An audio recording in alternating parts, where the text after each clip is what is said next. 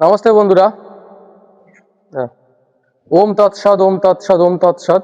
নমস্তে বন্ধুরা, আজকে আমি একটা গুরুত্বপূর্ণ বিষয়ে কথা বলবো। সেটা হচ্ছে যে আমাদের গীতা শাস্ত্র কেন পাঠ করা উচিত এবং আমাদের মানব জীবনের লক্ষ্য উদ্দেশ্য কি হওয়া উচিত, এ বিষয়ে আমি একটুখানি কথা বলবো।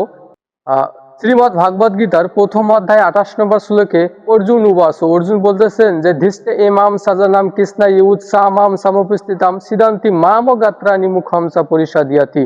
হে মাধব, আমার সম্মুখে আত্মীয় স্বজন পরিজনদের দেখে আমার হাত পা গুলো কাঁপতেছে, আমার হাত পা অবশ হয়ে যাচ্ছে, আমি যুদ্ধ করিব না। অর্জুন যখন এই কথা বলে আর রথের উপর বসে পড়লেন, তখন কিন্তু ভগবান শ্রীকৃষ্ণ একের পর এক উপদেশ দেওয়া শুরু করলেন।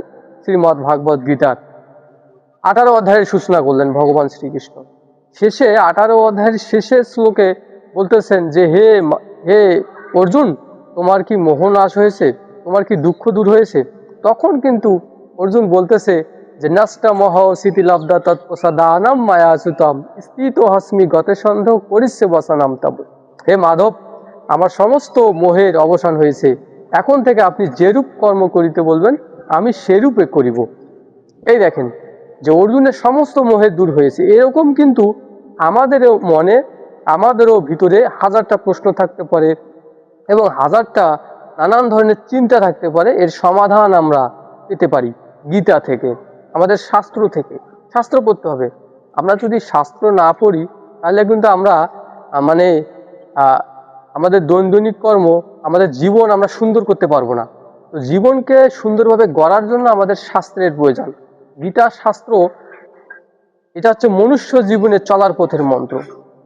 যে ব্যক্তি গীতা জ্ঞানকে ধারণ করে চলবে, তার জীবন সুন্দর এবং সুশৃঙ্খল ভাবে তিনি চলতে পারবেন। গীতায় ভগবান শ্রীকৃষ্ণ বলতেছেন তোমরা কিভাবে কর্ম অকর্ম নির্ণয় করবে। সেখানে বলতেছেন যে যাহা শাস্ত্র বিদাম উচ্ছেদ যে বর্তেতে কাম করো তো নসিদ্ধিম আবাপ্লতিম না সুকাম না পরম গতিম তস্মাৎ শাস্ত্রাম প্রমাণাম তে কার্য আকর্য ব্যবস্থিতা জ্ঞাত বা শাস্ত্র বিধাম উত্তম কর্মকুতাম ইহারসি।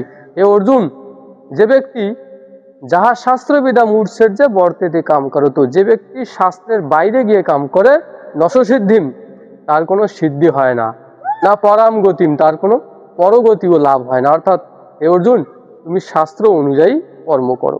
এখানকে অর্জুনকে উপলক্ষ করে জগৎবাসীকে কিন্তু ভগবান শিক্ষা দিলেন যে তুমি শাস্ত্র অনুযায়ী কর্ম করো। অর্থাৎ যা করবেন সবটাই শাস্ত্র অনুযায়ী করবেন। ধর্ম অধর্ম বিচার করার ক্ষেত্রে শাস্ত্রেই কিন্তু প্রমাণ।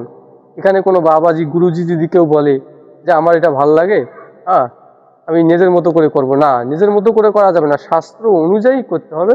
তার নাম ধর্ম, শাস্ত্র মানার নাম ধর্ম।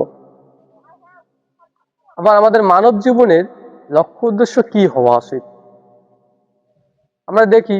শাস্ত্র বলতেছে যে আহার ভয় নিদ্রা মৌথন্যচা সামান্য মেতাৎ পশুভি নারায়ণাম জ্ঞানাম অধিকা বিশেষা জ্ঞানহীনা পশুভি সামানা।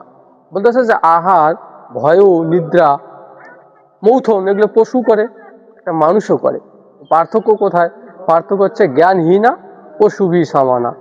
যদি একটা মানুষের ভিতরে জ্ঞান না থাকে, বিবেক না থাকে, তাহলে এই পশুটা ওই মানুষটা বেঁচে থাকা দুটোই সমান। অর্থাৎ জ্ঞান বিবেক